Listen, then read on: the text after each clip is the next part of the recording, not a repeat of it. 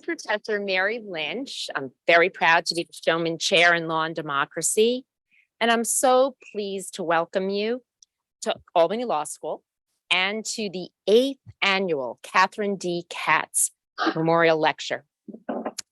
I appreciate you gathering with us today to listen to our remarkable keynote speaker and honor our late dear friend, collaborative colleague, and beloved Professor Katheryn Katz.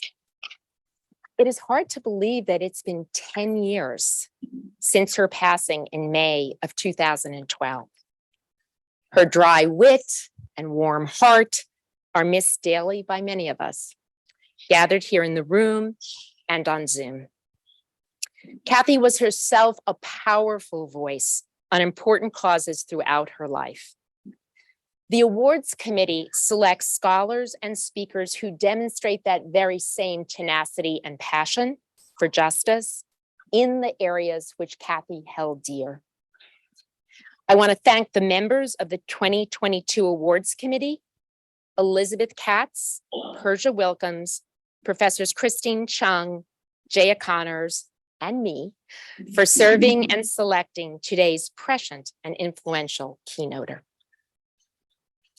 In past years, many of Kathy's former colleagues and mentees have been honored to carry on her rich legacy by speaking at this event. We have been very lucky and fortunate to have keynoters, including Professors Melissa Brieger, Donna Young, Steve Clark. Other honored keynoters came from outside of the school, including Professor Jessica Naus, class of 2004, Professor Kimberly M. Mutcherson, and last year's speaker, Professor Kristen Nicole Henning. Today, we are fortunate and truly honored to have with us Rachel Rebouché, the Dean of Temple University Beasley School of Law and the James E. Beasley Professor of Law. More on Dean Rebouché in just a moment. The Katheryn D. Katz Lecture Series was established in 2014 to focus on the family law topics that Professor Katz made central to her teaching, her scholarship, and her activism, including domestic violence, gender in the law, children in the law, reproductive rights, and inequality. This lecture would not be possible without the support of the Katz family. I want to particularly thank Kathy's daughter, Betsy Katz, who is not able to be here in person with us today, but joins us via Zoom. Hello, Betsy. Thank you to the entire Katz family for endowing this lecture in honor of our friend and colleague and your beloved and much missed mother and grandmother. I would now like to welcome to the podium our president, Dean Alicia Ouellette, an expert herself in bioethics and health law, to introduce our remarkable and oh so timely keynote speaker.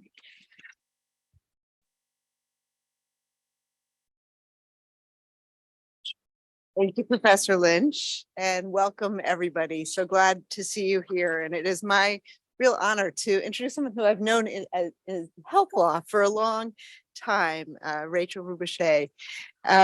Dean Rebouché is a scholar. She's an educator. She's a leader and a practitioner who's well known and well respected for her commitment and sensitivity to cultivating a collaborative community. She's a first-generation student. She graduated from Harvard Law and pays it forward through her deep commitment to educational access. She's also an internationally known scholar whose work has broad practical reach.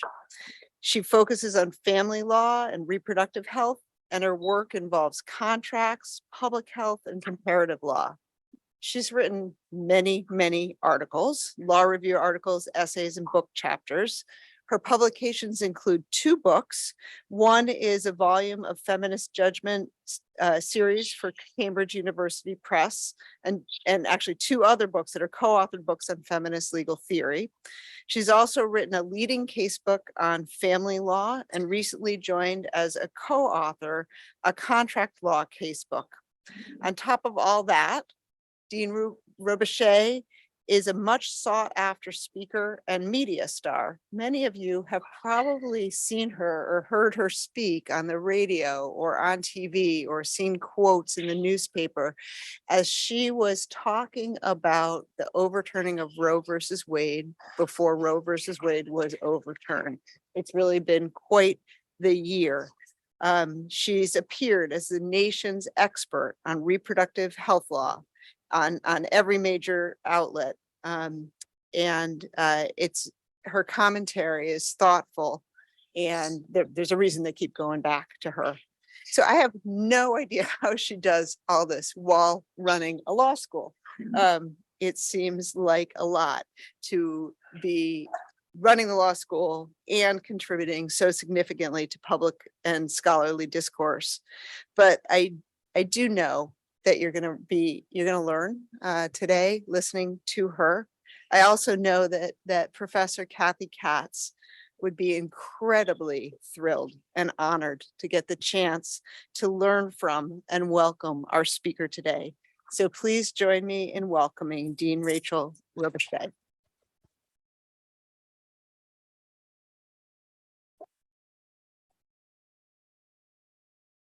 Thank you. Thank you for that very warm welcome. Can everybody hear me okay?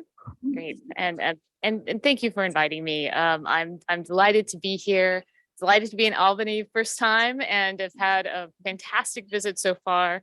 So thank you. So the talk I'm going to give is entitled Remote Reproductive Rights, because I want to give you an overview of what's happened since Dobbs. Many of us know, share that, understand what's been happening across the country, but I want to set the stage. And then I want to talk about how not just abortion law is changing after Dobbs, but how abortion practice, the delivery of abortion services, that is changing, at least for abortion before 12 weeks of pregnancy.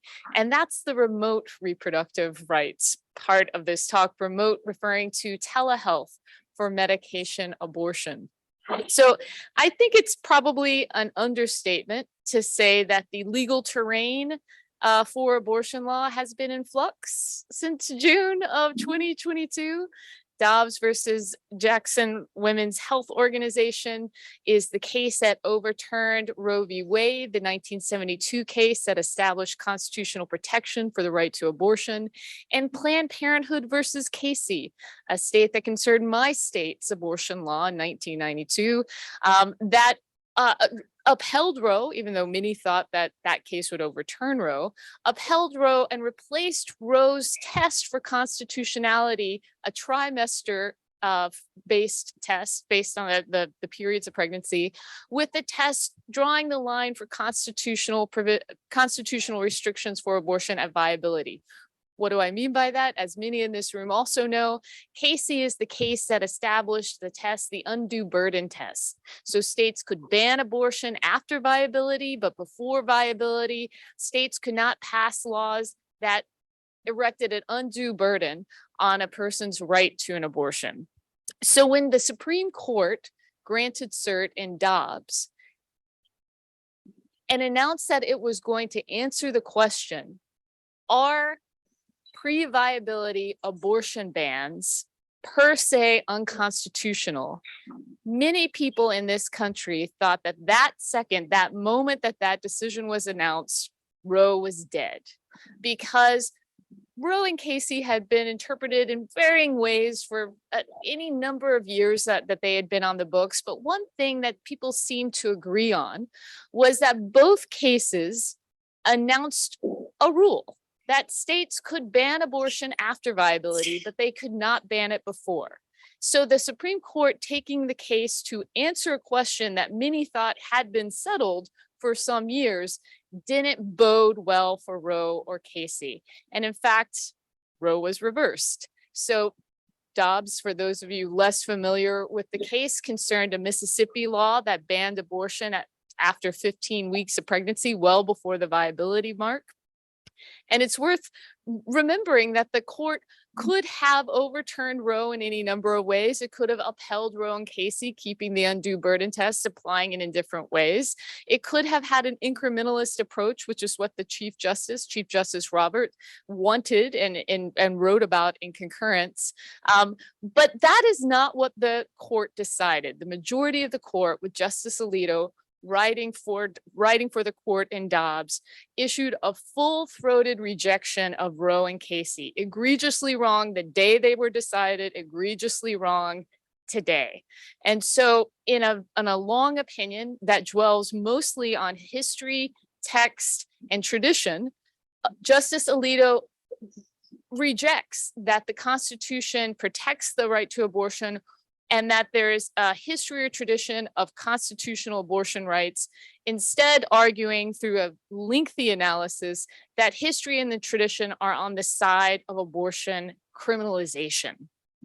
But where I want to focus is on what's happened next, because in the second half of this very long majority opinion, Justice Alito goes through 5 factors that he argues a court should consider when it overturns precedent, when it disrupts stare decisis.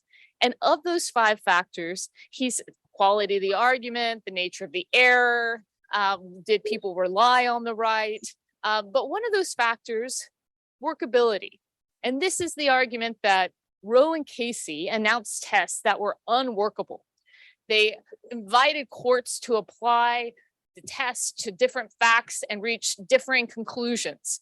They deepened debate. They incited conflict. They were unworkable constitutional tests. I'm going to posit that we are not necessarily seeing more workable abortion law now. Just going to put it out there. So where are we? What's happened? Well, since Dobbs, 14 states have banned abortion from the earliest stages of pregnancy. One of those states 6 weeks, the other from conception. They're entitled to do this based on the Dobbs decision, which returned abortion regulation to the states and announced a rational basis test for deciding whether or not a law post Dobbs governing abortion was constitutional. The law students in the audience and former law students know that the rational basis test, for all intents purposes, is the laugh out loud test. So long as the law doesn't make you laugh out loud, of course, going to uphold it. And just to ensure that message was communicated, Justice Alito gave us examples of rational, what would be rational state interest. And in that list notes that states have an interest, an important state interest in respect for and preservation of prenatal life at all stages of development. So also opening the door for state regulation that conferred personhood rights on fetal life. So 14 states banning, tracking really what was the pre-Dobbs reality of abortion provision, with services concentrated on the coast by and large, and abortion deserts marking the South and the Midwest. At the same time, you have 15 states that have proactively legislated or have constitutional amendments that protect abortion rights. So those are states that allow unencumbered access to abortion before viability, and then typically allow post-viability abortion for certain reasons like threat to health or life, fetal anomaly. 6 of these states have gone even further, and your state is one of them, passing a so-called shield law. So these are laws enacted after Dobbs. Connecticut was the first. New York, New Jersey, Massachusetts, Delaware, and California followed suit. And these laws essentially protect providers from lawsuits out of state. So if a provider is offering abortion services in New York that are legal according to New York's law, New York has passed a law that says it will not comply with a subpoena from Texas. It will not allow Mississippi to issue deposition requests. So long as the provider isn't fleeing from justice, it will not extradite a provider. And these aren't just they also protect providers from disciplinary lawsuits and professional disciplinary actions from other states. These aren't just prophylactic measures. The emerging legal landscape is punctuated and will continue to be punctuated by interstate conflict. So states like New York, which seek to protect its borders from out-of-state extraterritorial reach, are reacting to proposals that are now moving forward in states like Texas that seek to make Texas policy reach across different states' borders. So the Texas Freedom Caucus is a group of legislators. Texas is a real innovator in this space. These Texas legislators are drafting a bill that will provide a private cause of action, allowing a private citizen to sue for money damages anybody who helps a Texas resident leave the state to seek an abortion that is would be illegal in Texas. The National Right to Life campaign is doing something similar with model legislation, punishing people who help minors leave states to seek abortions legal elsewhere, but not legal in their own state. Add to that, states like Georgia, which now define a fetus as a natural person under Georgian law. And there are groups of prosecutors seeking to apply ordinary criminal laws to people who leave the state and come back as being accessories to murder because they have murdered a natural person, a Georgian citizen. So workability.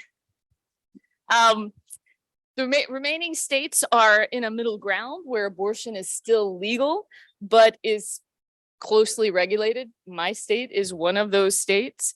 Add to this the emergence of ballot initiatives. So you have states like Kansas that surprised the country, a state that has been marked by anti-abortion violence, that has very strong attachments to the pro-life movement, voting to reject a constitutional amendment that would preclude state constitutional protection for abortion rights. Tomorrow, voters in Michigan will answer the question of whether or not the Michigan state constitution should protect abortion rights. Voters in Kentucky will decide a question like Kansas, whether or not the state constitution precludes protection for abortion rights. Add to this interstate conflict, interjurisdictional conflict.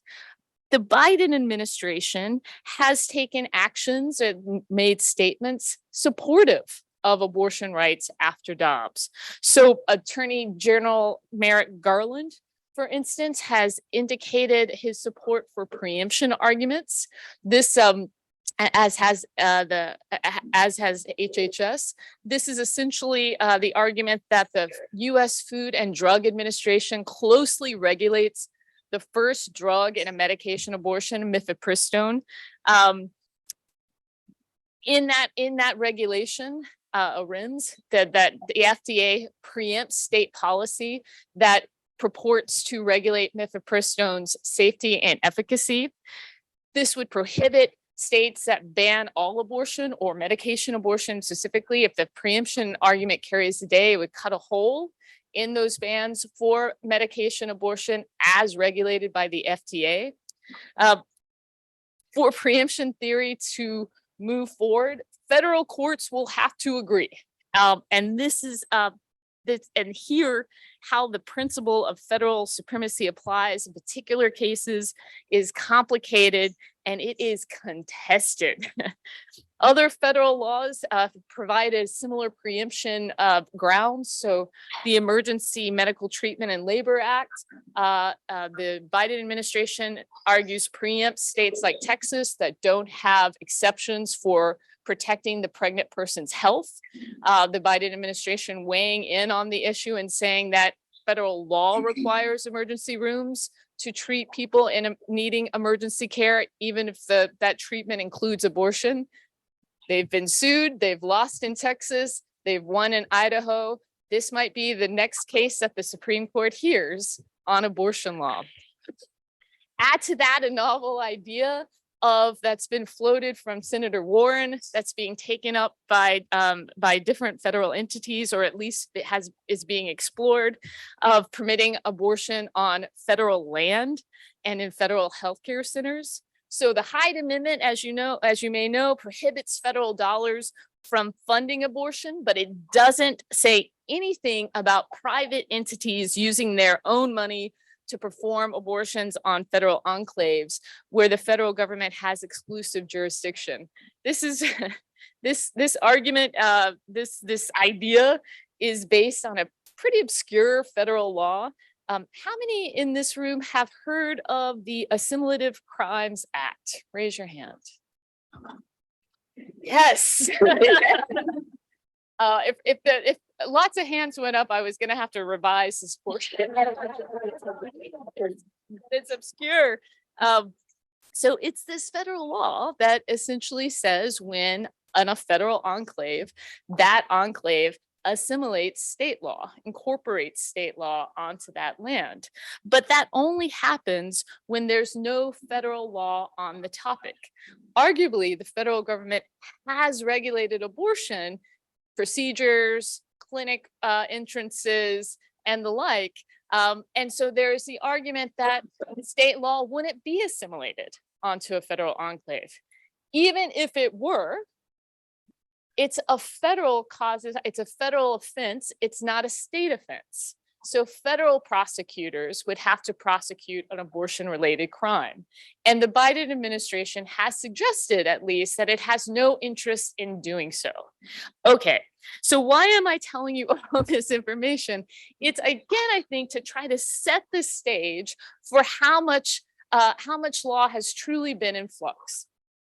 Add to that another complication, and that is what is happening in at least early abortion, first trimester abortion care. So as I've noted, medication abortion is a 2-drug regimen that ends pregnancy before 10 weeks. It can end a pregnancy when used off-label before 12 weeks, actually. The growth of virtual clinics, so these are clinics that have no physical footprint, they exist only online, that offer teleabortion or telehealth for abortion following a court decision from July 2020 during the height of the pandemic, when a federal court in Maryland held that it was an undue burden under the then Casey test, rest in peace, that there was an undue burden to require patients to pick up medication abortion at a healthcare facility, a rule that the FDA required, when that same person could take the pills at home with no supervision from a healthcare provider. So of the 20,000 drugs that the FDA regulates, and the 17 that had the particular restrictions that mifepristone, the first drug in a medication abortion, has, mifepristone was the only one that you had to pick up at a healthcare facility but could take by yourself. The district court held that the undue burden was the unwillingness of the FDA to try to reduce patient-provider contact during the pandemic. The Supreme Court disagreed when it reinstated the rule in January of 2021, but then a new administration took office, new leadership at the FDA, and the FDA suspended the rule that a patient physically pick up the drugs at a healthcare facility in April and permanently lifted the rule in December 2021. Why is this important? Because it was in that year, with the change in the FDA, that virtual clinics started to proliferate. In addition, so what does that mean? It meant that for the first time on a broad scale, mifepristone and misoprostol, the second drug in a medication abortion, could be mailed. which the FDA rule had precluded.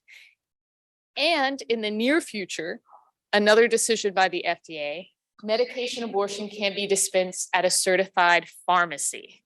So two huge shifts in the way in which abortion before 10 to 12 weeks has started to happen in the country.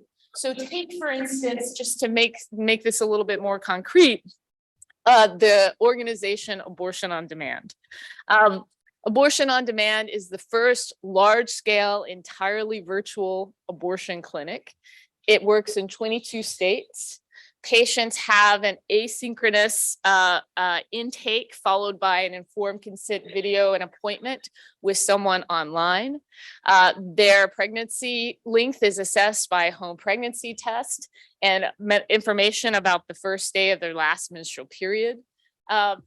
Abortion on Demand only offers mifepristone and misoprostol through 8 weeks, in order to make sure that people are early in their pregnancy. They only offer it to people over 18, so they make sure to comply with all parental involvement laws across the country.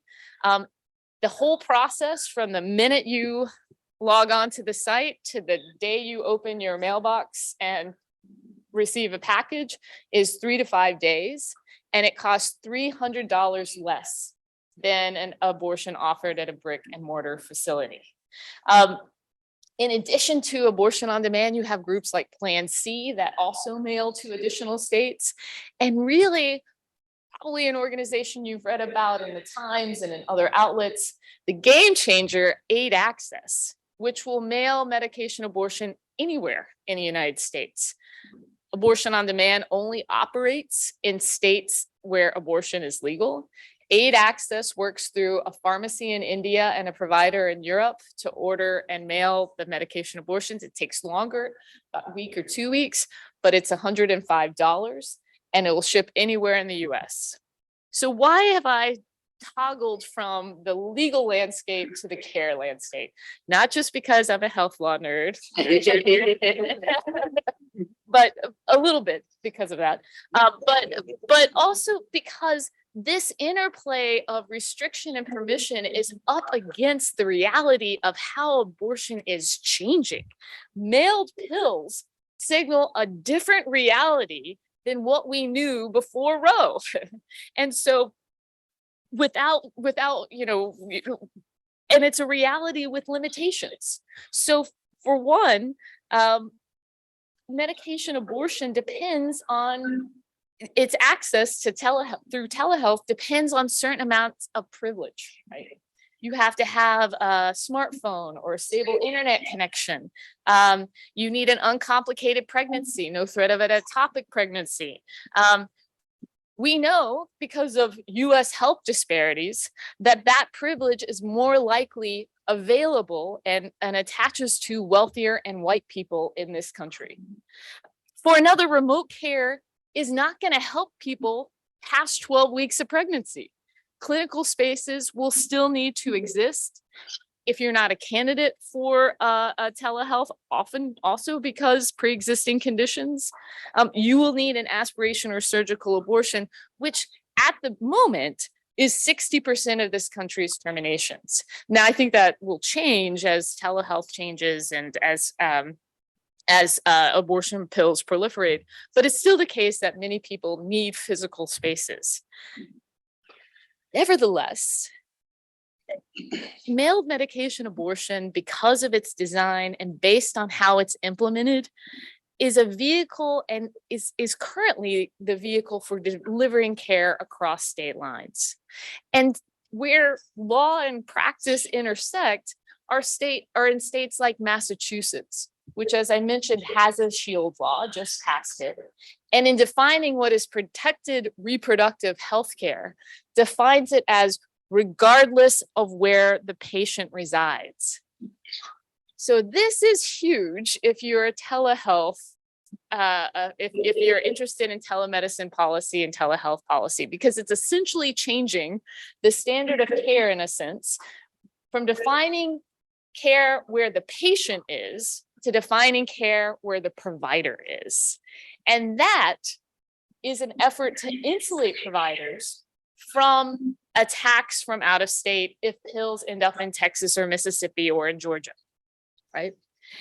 And there's reason to be concerned about where this trajectory heads. Groups like Abortion on Demand, for instance, really try to dissuade people from lying about where they reside, using VPNs, mail forwarding, all of which have ready instructions on many social media sites. But we know that obtaining and taking mifepristone and misoprostol without a healthcare provider's involvement or through different websites could expose people to the threat of prosecution, will open up people to surveillance, and we know who will be surveilled. We know who will be caught. It is people who are already marginalized, already under the threat of state control and punishment. So where are we in this moment? I guess I'd like to just conclude so that we have plenty of time for questions by suggesting that there are a number of measures that are going to expand or constrict telehealth for abortion. The FDA is going to announce the certification process for pharmacists. It's already thinking about removing the current restrictions on mifepristone. That those restrictions include being a certified provider in order to dispense, the dosage, the weeks through which one can have an FDA-approved medication abortion. But the yet to be determined pharmacy certification will make a difference in this unfolding story about early abortion access.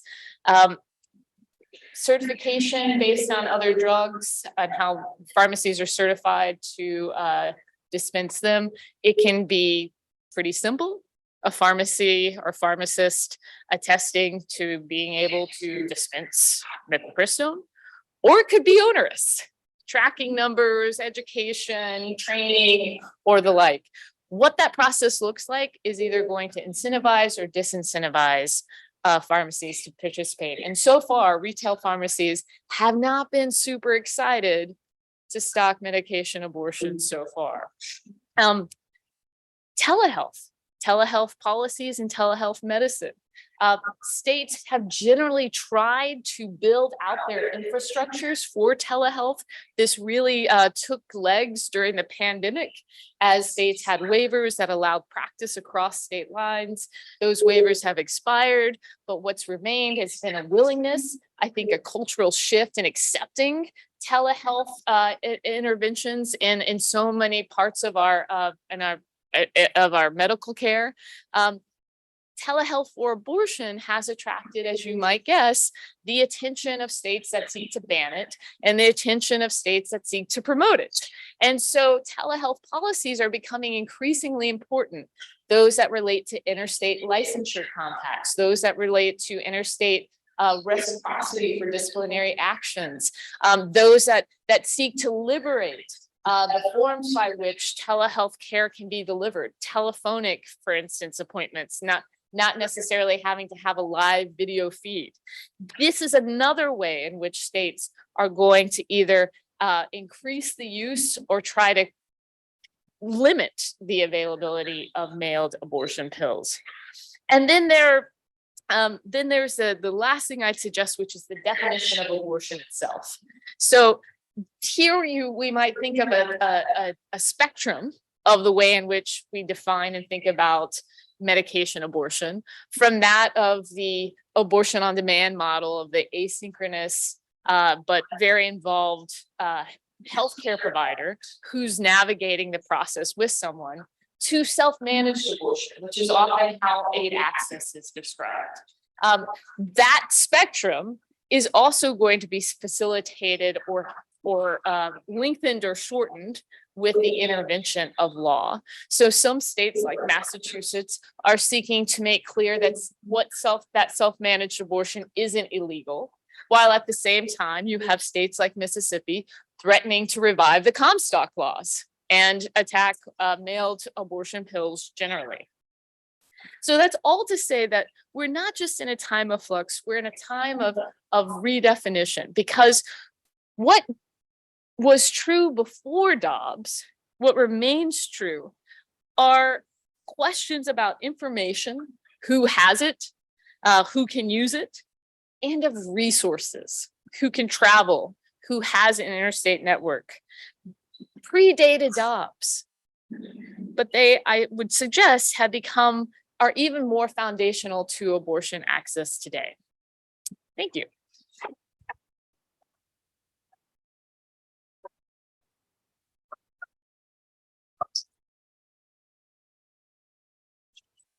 Any questions? So thank you so much for this incredibly important talk.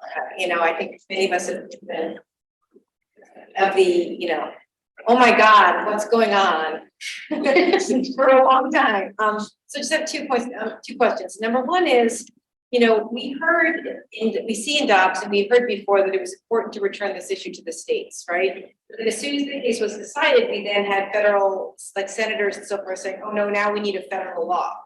So I'm wondering what your thoughts are regarding that. It seems like, perhaps some of the, what you've described as this chaos amongst the various states is prompting this now call for a federal law. Whether you think that's consistent with what Dobbs decided or not. And my second question, or second comment is, so I think one thing that was true before Casey and this before Dobbs and now is true after is that there's there's so much ignorance on the part of legislators regarding how pregnancy works, and before how any of it works. So Casey, we had a viability standard where there was some scientific consensus. Although it changed and it's complicated, it was a concept, and now we have a situation where people are writing into their state legislators saying, is what about my IVF embryos? If I don't impregnate if I don't implant the embryos, is it murder, right? So I'm wondering, this sort of opening up of, I'm just sort of, what do we do with that? Yeah. But thank you again for this information. Thank you. And thanks for 2 great questions. So the national ban, national ban or national right, I actually think that's not inconsistent with Dobbs, because I think the idea of returning abortion regulation to the states, at least according to the majority, is one of relinquishing judicial control over the question. And so if people wanted to, if nationally elected Congress people want to pass a law, that is more in keeping than with the court saying that there is a constitutional floor ceiling for abortion protection. I think what would be at odds with the majority opinion is if a future court decided that there was a fundamental right to personhood for the fetus and read into the 14th Amendment a new right, having just dismantled the notion that court should be reading into the 14th Amendment new rights that aren't grounded in tradition and history. To your point, though, I mean, on that line, Justice Alito says maybe 4 times in the majority, this is just about abortion. This is just about abortion. This is totally just about abortion. They didn't think about anything else. Yes. And Justice Thomas in concurrence is like, I don't know why.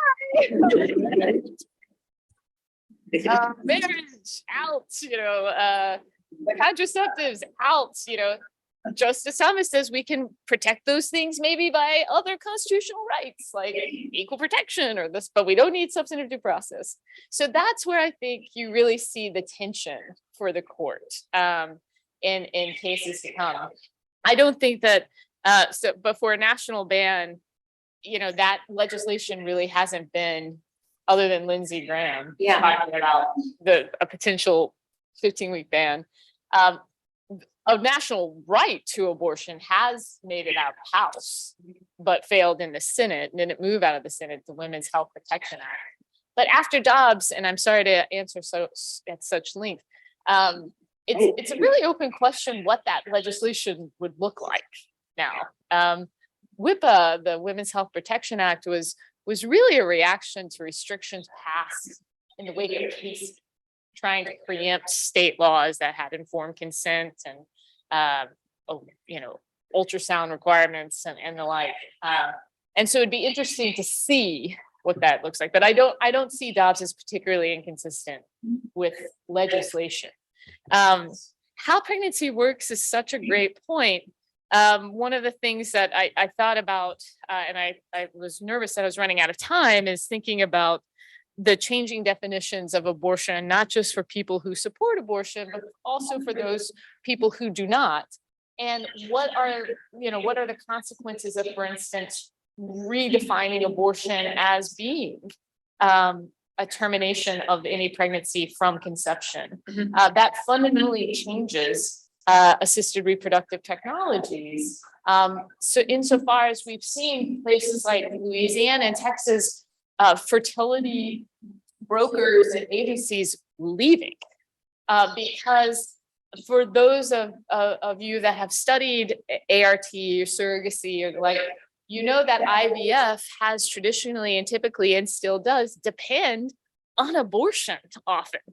We call it selective reduction, but under these new laws, and what I mean by that is often it's the practice now to try to implant embryos at a lower number, but still it's 3 or 4 a cycle. And if more than 1 or 2 take hold and produce what looks like it'll be a viable pregnancy, the common what reproductive endocrinologists do is they reduce the pregnancy.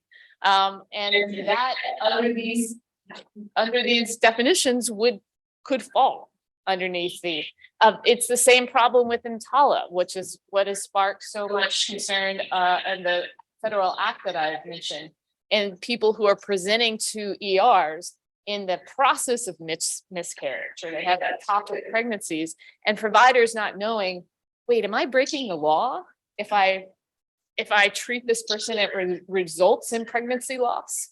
And so waiting to treat people until the pregnancy miscarry, until there's no sign of fetal life, which can have devastating health consequences. But these are all the definitional questions that your question presupposes. Sorry, that was a long. It's going to be brief. I have more to say. I have more to say about Justice Alito's depiction of pregnancy in the majority opinion. I think there's an online question. I can ask. Can you? Great. Is there much hope for a strategy of local non-prosecution of restricted criminal state access laws, including future state laws restricting access to telemedicine treatment? Can you say that again? From Professor Connors in the health law. Is there much hope for a strategy of local non-prosecution of restricted criminal state access laws, including future state laws restricting access to telemedicine treatment? Yeah, thank you. Yes, I think that you have seen these early, some of the early wielding of an enforcement power by prosecutors, not necessarily targeted at telemedicine, though I think that certainly could be an area that state officials, local officials decided that they weren't going to intervene. But you have places like Austin, Texas, and New Orleans, and the city of Radnor in Pennsylvania, in which local officials have said, and city councils have said, we will not prosecute. We will use our enforcement discretion to not apply the state's restrictive law. And this, for Radnor, it's more hypothetical because Pennsylvania hasn't restricted abortion more than it already does or did before Dobbs. But certainly in Austin, and that's had ripple effects too. I mean, that has its own set of really interesting questions around local government and state preemption, where, the prosecutor in San Antonio who said, I'm not gonna apply Texas law, got fired. in Austin, when the city council passed an ordinance that said we were not going to pay for any abortion-related investigations. We are going to deprioritize this for local law enforcement. We are not going to comply with any requests from other prosecutors. That Texas sent the Texas Rangers, the state police. I mean, so it is happening, and I think it's testing also the relationships, not just between states and the federal government and states, but city and states as well. Great. I know you mentioned that a lot of the facilities use telehealth for abortions and then to help before the 8-week window. Do you know what devices or tools that the doctors use to telehealth to move for the window? Oh, so for the estimating the length of the pregnancy? Yeah, just so they're giving that medication before the window closes. Right. So typically it is a pregnancy test, but it's also judging your last period to try to figure out when how many weeks. And if there's any indication that any worry on the part of a provider so abortion on demand is just one example. It chooses 8 weeks to try to ensure it's truly early in a pregnancy, but groups like Hey Jane and Choice and they also will, if a provider is worried, will ask the person to go to a healthcare facility for an ultrasound before that case I mentioned in 2020, there had been an investigational drug study for telehealth for abortion. And it relied on ultrasounds, but the person didn't have to go to an abortion clinic for the ultrasound. They could go anywhere. Then with the onset of the pandemic, they lifted the ultrasound requirement. And I say it because that started in 2016. So there's been pretty extensive research about the accuracy of people being able to tell the length of their pregnancies, the very low level of adverse events that happened with a medication abortion generally, and the very low level of risk for telehealth for abortion. What persuaded both the FDA and the court was the copious evidence that researchers had amassed that medication abortion, when provided through telehealth, was as effective, was as safe as medication abortion provided at a clinic. And it bears repeating that medication abortion is 10 times safer than Viagra. It is 5 times safer than penicillin, and it is regulated more closely than either of those drugs.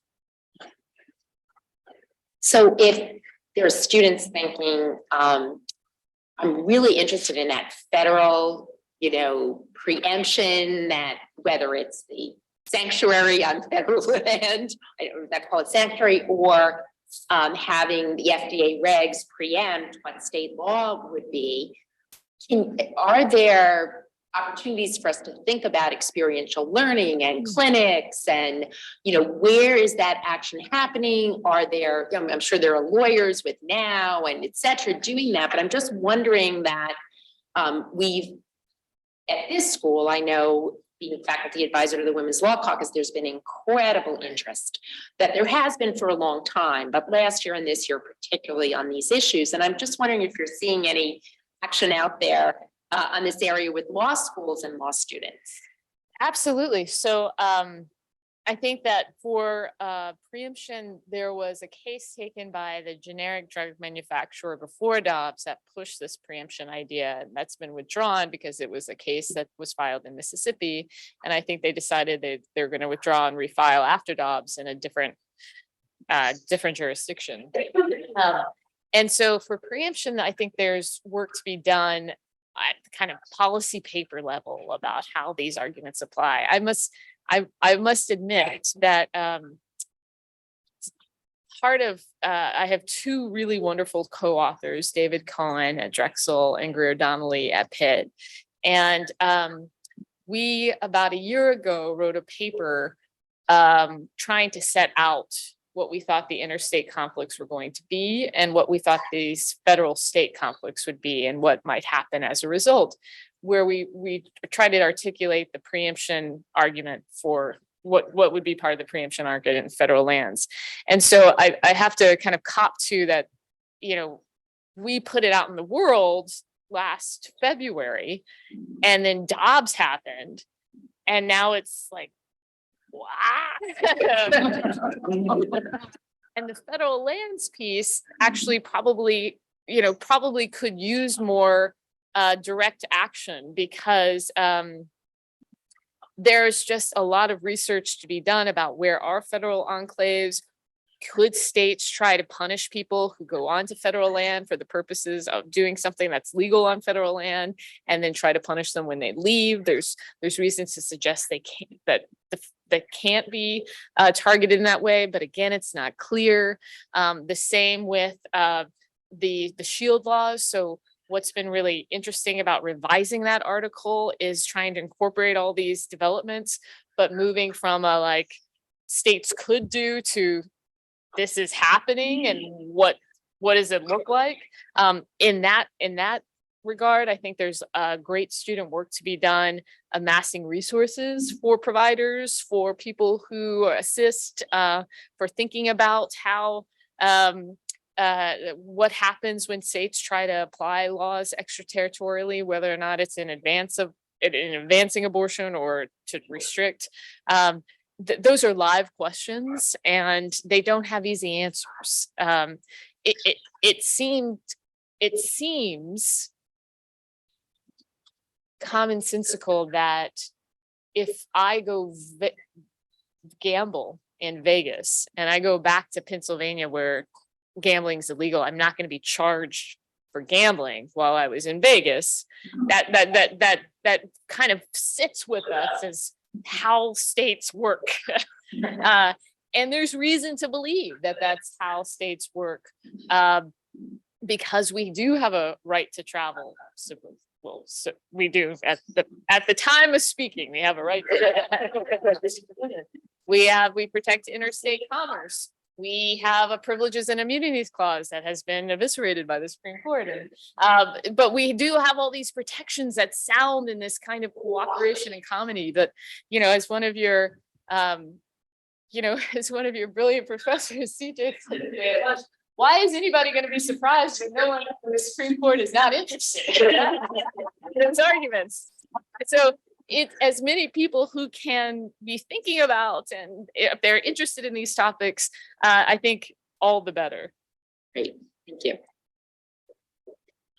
I'm sure you with your co-authors have thought about this, but what are the really interesting aspects of this travel notion and this notion of states trying to keep citizens of their states from traveling to another state, as you described, is the immediate reaction of the United States military when Dobbs was decided, because Dobbs created a huge problem for the military, because now we have people that aren't having the choice to travel to a state which denies a right to an abortion. And when you think that when you think of where the big military bases are, where are they?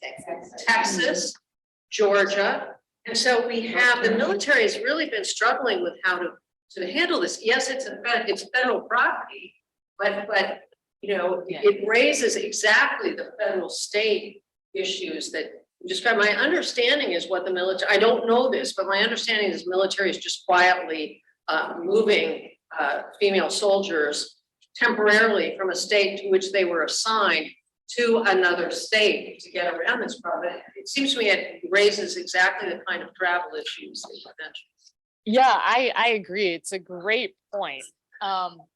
Because of course, one thing that the federal government could argue is that the DoD has power to decide what healthcare benefits enlisted persons receive. Exactly. And that the DoD has always provided abortion care under certain circumstances, and is not subject to the same high restrictions.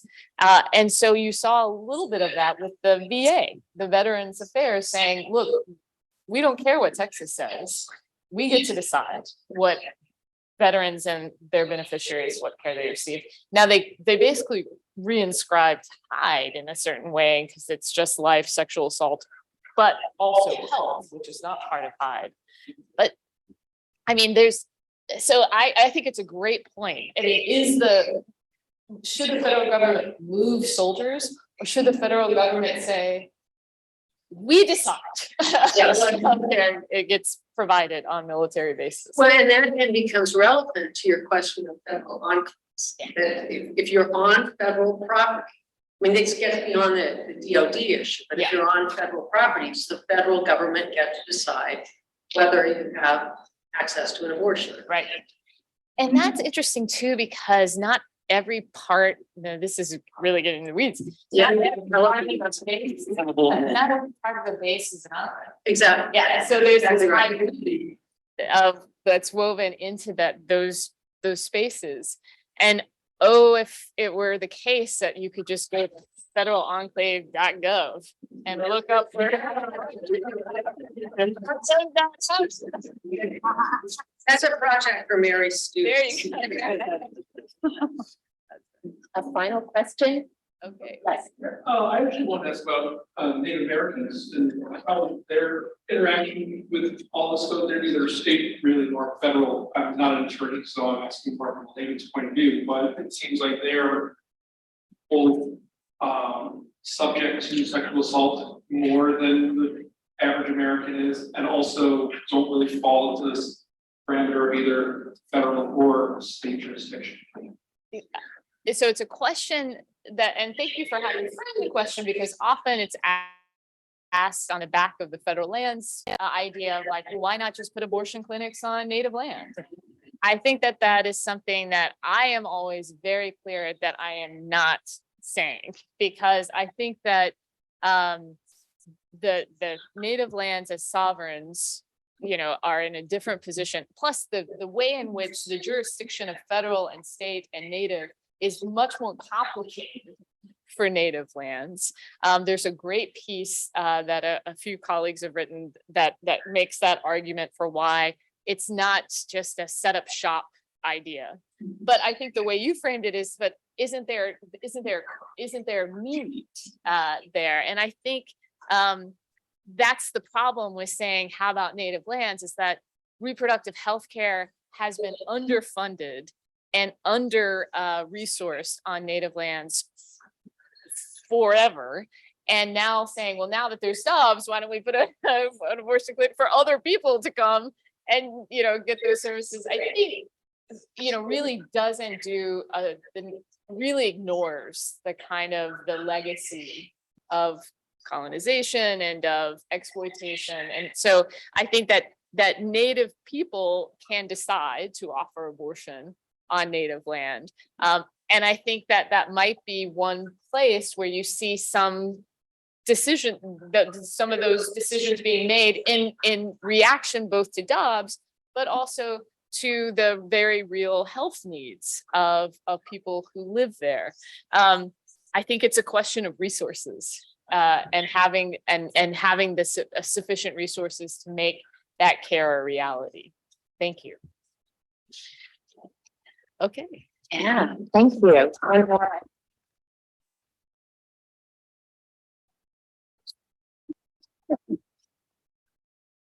You're the speaker that's so excited about her topic and kept us wrapped. So again, thanks to the Katz family, who with their generosity and their love of good food, particularly Betsy always says, no, we want to feed people well when they come to honor my mother.